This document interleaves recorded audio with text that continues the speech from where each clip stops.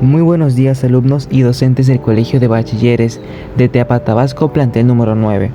El día de hoy nos hemos reunido varios jóvenes filósofos para hablar acerca de un tema en especial, el cual es el paso de la filosofía a lo largo de distintas épocas, así como la aplicación que ha tenido en nuestra existencia misma. Me encuentro acompañado de mis compañeros y equipo de producción, el cual está conformado por nuestra locutora Fernanda Leiva Rojas, nuestro segundo locutor al mando, Axel Francisco Guzmán Castro, nuestras invitadas especiales, Paola Valeria Yanes Gómez, Hapnia María Muñoz Pérez y su servidor, que también sirve de locutor y operador, Michel Alejandro Martínez Alvarado. La duda es el origen de la sabiduría. Con esta frase damos inicio a nuestro programa de radio, que esperemos y les agrade y les anime, por supuesto, a seguirse cuestionando las cosas. Sabemos que la curiosidad es una de las ramas más peligrosas para el hombre, pero también es una de las oportunidades de generar nuevos conocimientos y saberes, por lo que nos resulta en un arma doble filo, pues depende de cómo ejerzas tu conocimiento, pues bien dicen que el conocimiento es poder. La filosofía ha tenido demasiadas evoluciones y aportaciones a lo largo del tiempo.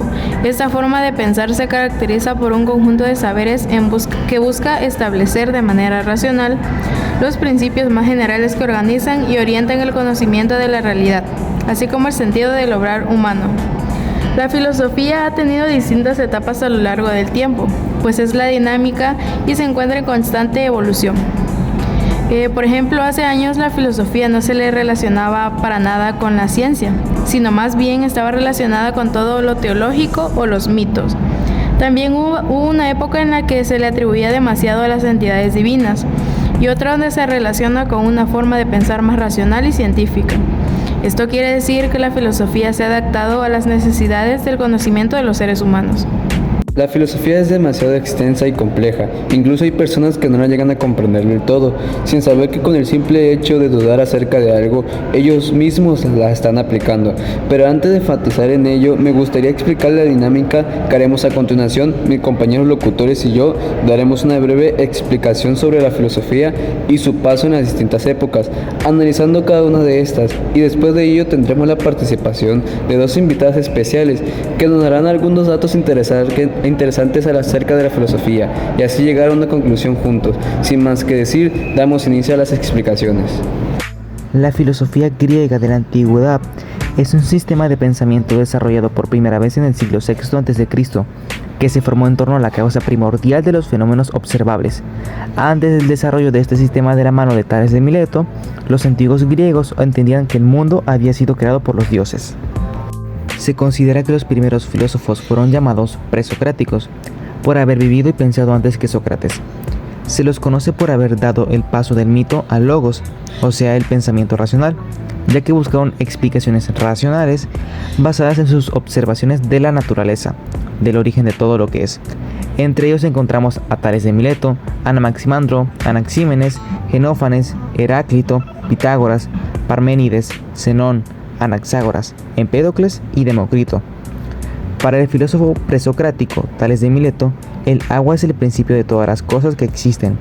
El agua es el origen que dio comienzo al universo, una idea que los griegos llamaban arche. De esta manera nació la primera teoría occidental sobre el mundo físico. Este filósofo de la Grecia antigua nació en el año 624 a.C.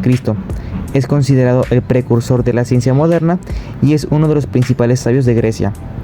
Iniciador de la escuela de Mileto, la primera de las escuelas filosóficas de la antigua Grecia. Anaxímenes de Mileto fue un filósofo, meteorólogo y astrónomo griego que nació en el 588 a.C. en Mileto. Se oponía a Anaximandro y a Tales de Mileto en cuanto a la determinación del primer principio o arche, que Anaxímenes consideraba que era el aire. Probablemente hizo esta elección a partir de la experiencia e influiría la observación de los seres vivos y la importancia del fenómeno de la respiración. Por su parte, Anaximandro fue un importante geógrafo y destacado filósofo que vivió en el siglo VI a.C. También realizó trabajos en el campo de la astronomía en su tierra natal, Mileto, en la actual Turquía. Para él, el arche es el apeiron, una naturaleza infinita e inmortal. El pensador de Mileto estableció también la idea de la pluralidad, de modos infinitos que suceden y simultanean en un cosmos dinámico y temporal, donde tiene su inicio y su fin el aperión. De esta manera podemos decir que en los principios de la filosofía ya existían demasiadas y diferentes teorías acerca del origen del porqué de las cosas, puesto que empiezan a relucir varios filósofos y cada uno se caracteriza por su propia proposición de teoría, como lo acabamos de ver en este caso. La filosofía medieval se dio entre los siglos V y el VI, con la caída del Imperio Romano en el 476 y 6 después de Cristo, en el surgimiento del Renacimiento. Su principal característica es la inclusión de las ideas clásicas de los dogmas de las grandes religiones monoteístas, el cristianismo, el judaísmo y el islam.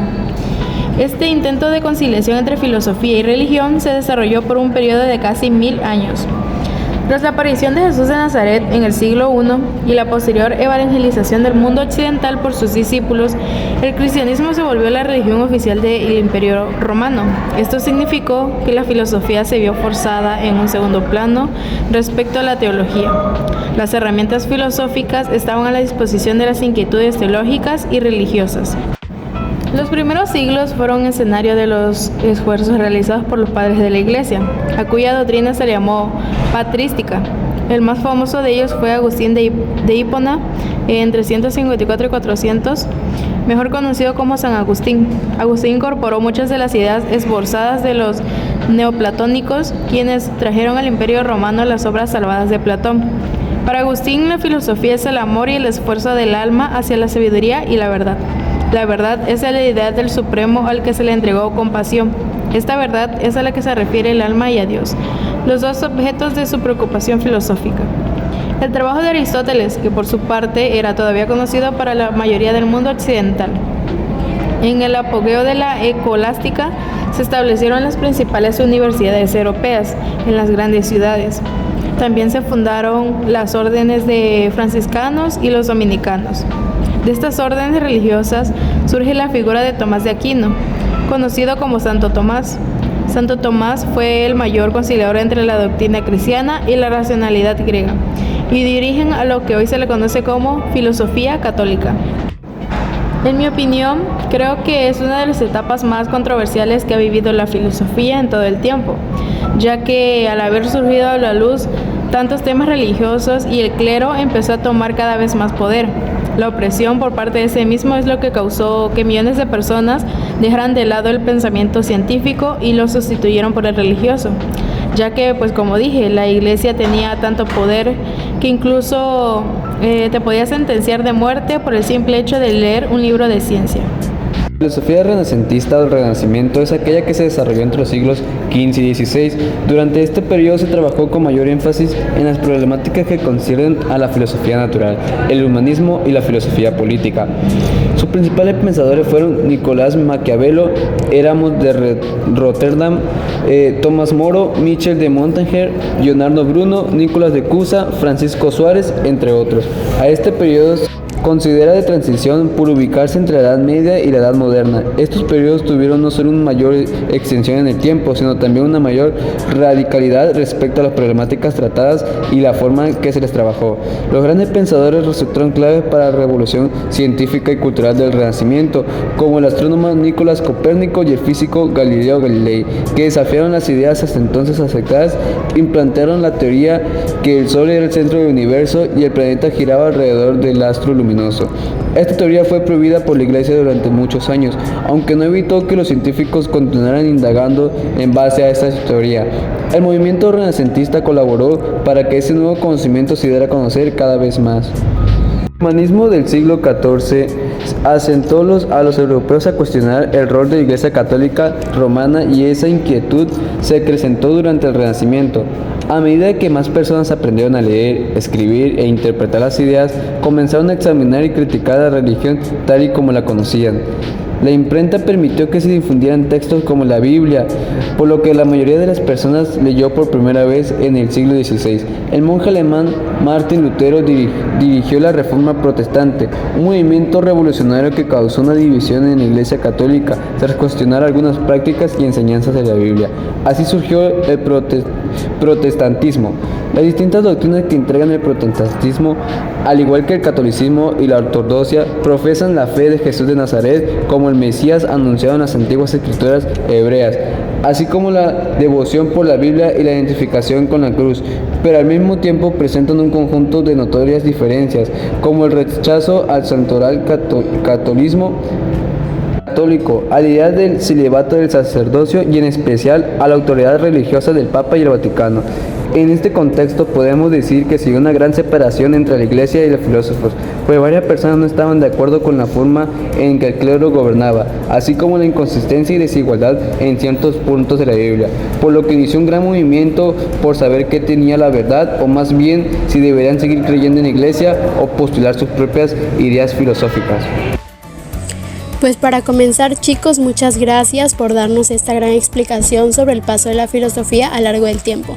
Sabemos que cada una de las diferentes épocas han tenido sus avances y aportaciones, y sin cada una de estas, hoy en día seríamos demasiado diferentes, ya que hay muchas de estas teorías que han tenido ciertas influencias en la evolución del mundo humano. Pero les hago una pregunta.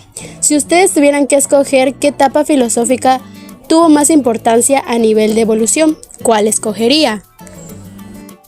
Pues les doy mi respuesta y yo pienso y creo que la mayoría de ustedes también están de acuerdo en que la época que tuvo más auge en la historia de la filosofía fue la época renacentista, ya que vimos cómo hubo una casi guerra entre las iglesias y las personas, las cuales ya no querían ser gobernadas por este mismo régimen de cristianismo, pues estaban dejando a un lado las ideologías, claro, sin perder su fe, pero también adoptando un pensamiento científico por otras cosas, lo cual, si ponemos un poco en el contexto social de nuestra época actual, sabemos que este pensamiento fisiológico sigue presente gracias a las reformas protestantes, que las personas tienen la libertad de escoger qué religión pueden inclinar, así como sus derechos de ejercer la filosofía libremente, por lo que por esta razón es que la época renacentista es la que tiene más impacto, a mi punto de vista, claro, y a nivel histórico.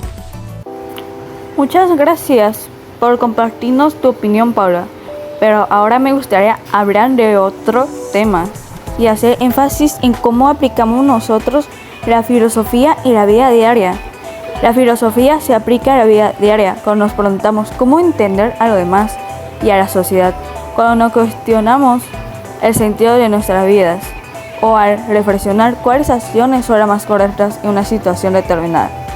La filosofía también puede ayudarnos a ver el mundo de forma diferente y cambiar cómo interactuamos con él. Por ejemplo, puedes ayudarnos a decidir cómo ayudar a los demás, cómo enfrentar el muerto o si debemos titular enfadados. Nosotros como estudiantes podemos decir que somos filosóficos, ya que tenemos un rol que cumplir en la sociedad. En este caso, el estudiar y venir a la escuela.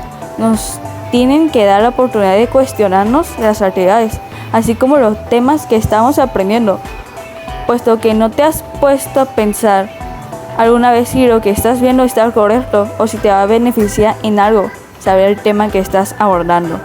Nosotros depende analizar de manera profunda y contextualizar lo que está sucediendo en nuestro alrededor.